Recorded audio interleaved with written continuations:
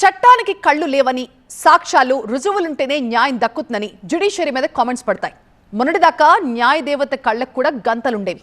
చట్టం గుడ్డిది కాదని అందరికీ సమానంగా వర్తిస్తుందని చెప్పడానికి ఆ కళ్ళకున్న గంతల్ని తొలగించింది సుప్రీంకోర్టు.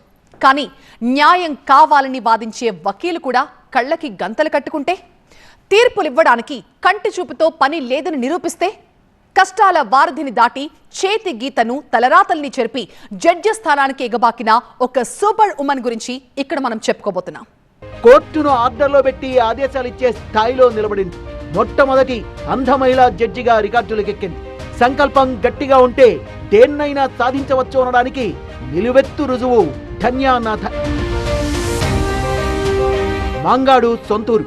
10వ తరగతి దాకా స్పెషల్ స్కూల్లో చదువుకొని కన్నూరు యూనివర్సిటీలో గ్రాడ్యుయేషన్ పూర్తి చేసి 2024 ఆగస్టు నుంచి అడ్వకేట్ గా ప్రాక్టీస్ మొదలు పెట్టారామె.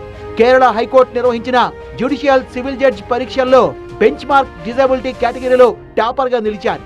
న్యాయమూర్తిగా ఎంపికై సగర్వంగా తలెత్తుకు తిరుగుతున్నారు.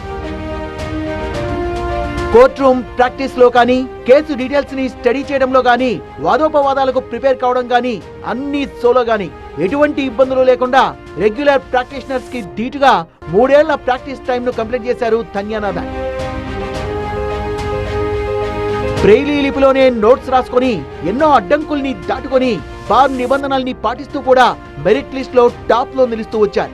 దివ్యాంగురాలన్న కారణంతో ఎవరూ ఎటువంటి అవకాశానికి దూరం కాకూడదు, జ్యుడిషియరీ సర్వీస్ ఎగ్జామ్స్ లో దివ్యాంగులపై వివక్ష చూపించకూడదన్న సుప్రీంకోర్టు రూలింగ్ తనకెంతో తోడ్పడిందంటారు ధన్యానాథ.